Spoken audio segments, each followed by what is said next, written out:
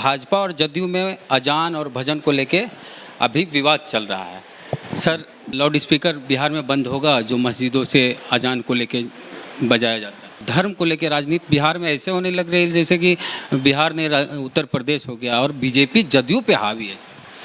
नहीं, देखिए, जदयू पे कोई हावी हो जाए तो कभी हो ही नहीं सकता है। नीतीश कुमार एनडीए के नेता हैं, रहेंगे, मुख्यमंत्री हैं, रहेंगे।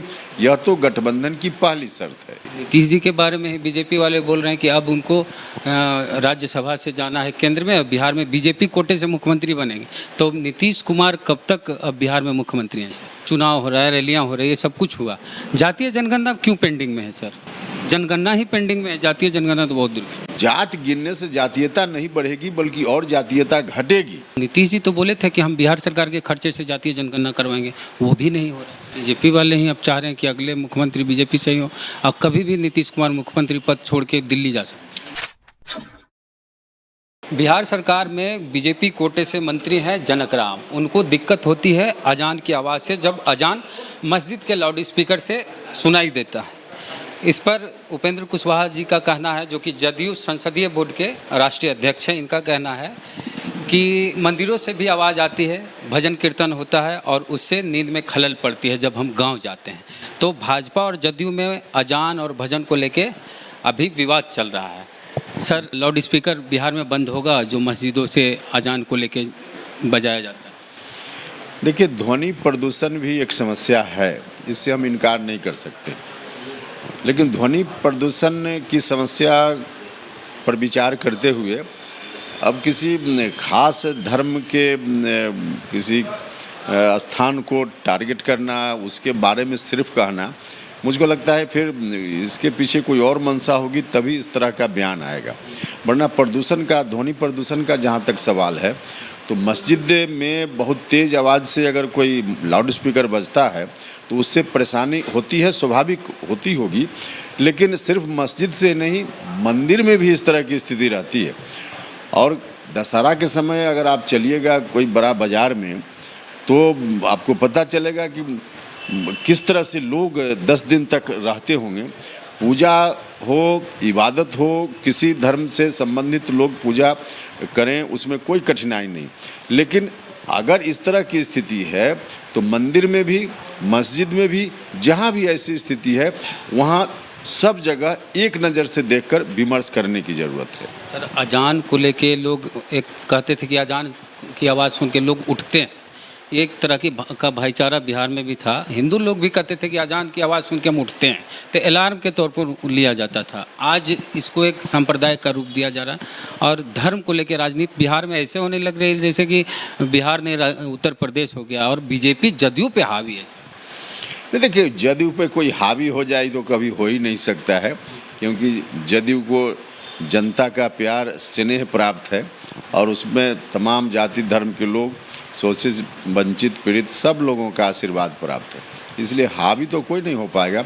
लेकिन हाँ, जिस तरह की बात की जा रही है उसमें निश्चित रूप से जो लोग भी बात कर रहे हैं उनको किसी भी समस्या को समग्रता में देखना चाहिए, व्यापकता में देखना चाहिए, एक पक्षीय होकर नहीं देखना चाहिए। नीतीश जी के बारे में ही बीजेपी वाले बोल रहे हैं कि अब उनको राज्यसभा से जाना है केंद्र में, और बिहार में बीजेपी कोटे से मुख्यमंत्री बनेंगे।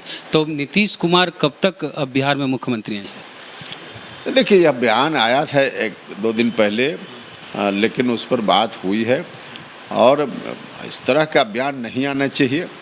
और स्थिति हम लोगों ने अपनी ओर से, जेडीयू ने स्पष्ट कर दिया है कि नीतीश कुमार जी जब तक एनडीए गठबंधन है तब तक एनडीए के नेता हैं, रहेंगे, मुख्यमंत्री हैं, रहेंगे।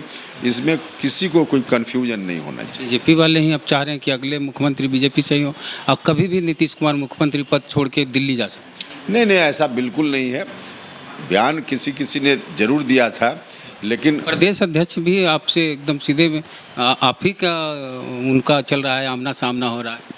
नहीं, देखिए, कुछ अब ठीक है, बयान आया, लेकिन अब स्थिति स्पष्ट हो गई है। हम लोगों ने भी कहा है और सब लोगों को फिर जानना भी चाहिए कि जेडीयू बीजेपी के बीच जो दोस्ती है उसकी सबसे पहली शर्त है नेतृत्व का। तो नेतृत्व में कोई समझौता नहीं हो सकता है। नीतीश कुमार एनडीए के नेता हैं, रहेंगे, मुख्यमंत्री हैं, रहेंगे। यह तो गठबंधन की पहली शर्त है। अच्छा सर, सब कुछ हो रहा है, अब चुनाव हो रहा है, रैलियां हो रही है, सब कुछ हुआ, जातीय जनगणना क्यों पेंडिंग में है सर? जनगणना ही पेंडिंग में है, जातीय जनगणना तो बहुत दूर है। देखिए, जनगणना निश्चित रूप से जो 10 साल पे कराने की बात है, जो प्रोविज़न है, जनगणना समय पर होनी चाहिए। और सिर्फ जनगणना जनरल ही नहीं, इस बार तो जनरल जनगणना के साथ साथ कास्ट सेंसस भी होना चाहिए। भारत की सरकार के कई लोगों ने पहले कहा भी था, पार्लियामेंट में भी स्टेटमेंट आया था कि हम जब जनरल सेंसस कराएंगे उस समय कास्ट सेंसस भी साथ साथ कराएंगे। लेकिन उसके बावजूद अभी तक जो खबर आ रही है उसके हिसाब से बहुत सकारात्मक स्थिति नहीं है। लेकिन यह देश के हित में नहीं है। जातीय जनगणना बहुत आवश्यक है, क्योंकि आंकड़ा के बिना कोई भी सरकार की योजना बने ठीक ठाक हो ही नहीं सकता। लोग कहते हैं सर कि जातीय जनगणना से जातिवाद बढ़ेगा, जातीय जनगणना की बात करने वाले जातिवादी नेता हैं या सामाजिक कार्यकर्ता भी बोलते हैं तो उन्हें जातिवादी कह दिया जाता है। और नीतीश जी तो बोले थे कि हम बिहार सरकार के खर्चे से जातीय जनगणना करवाएंगे, वो भी नहीं हो रहा। देखिए, जात की गिनती से जातीयता बढ़ेगी, ये कहाँ, तो बिल्कुल बेतुकी बात है। क्योंकि जात की गिनती भी तो आज भी तो होती है। यह ठीक है कि ओबीसी की गिनती नहीं होती है, जनरल कास्ट की गिनती नहीं होती है, लेकिन एससी एसटी की तो गिनती होती है। तो उसके चलते कहाँ जातीयता बढ़ जाती है? तो जात गिनने से जातीयता नहीं बढ़ेगी, बल्कि और जातीयता घटेगी। क्योंकि समाज में जो विषमता है, इसी विषमता का जो दंश है वही न जातीय रूप में बाहर आता है। तो जातीय विषमता को पाटने के लिए सरकार योजना बनाती है, जो कमज़ोर लोग हैं उनको भी बराबरी में लाओ। और इसी तरह की योजना बनाने के लिए जात की गणना, जात की संख्या मालूम होना चाहिए, आंकड़ा जरूरी है। तो जातीय जनगणना से कोई विषमता बढ़ती नहीं है, विषमता घटेगी, और विषमता घटेगी मतलब जात पात कम होगा। शुक्रिया सर बातचीत के लिए। तो उपेंद्र कुशवाहा जदयू संसदीय बोर्ड के राष्ट्रीय अध्यक्ष हैं। इन्होंने कहा कि अगर अजान से किसी को दिक्कत है तो मंदिर में भी भजन कीर्तन से शोर होता है, दशहरा में भी डीजे बजता और कई तरह के शोर होते हैं, उससे भी देखा जाए, ना कि सिर्फ अजान की बात की जाए। अगर दिक्कत है तो किसी एक धर्म को टारगेट नहीं किया जाए। साथ ही जातीय जनगणना को लेकर इन्होंने कहा कि इससे जातीयता बढ़ेगी नहीं, कमेगी। तो आपको क्या लगता है इनकी बातचीत को लेकर? प्रतिक्रिया कमेंट बॉक्स में जरूर दें। फेसबुक पे वीडियो देख रहे हैं, पेज को लाइक फॉलो नहीं किए तो कर लीजिए। यूट्यूब पे वीडियो देख रहे हैं, सब्सक्राइबर नहीं है तो सब्सक्राइब कीजिए घंटी बजा के। जय भीम, जय भारत।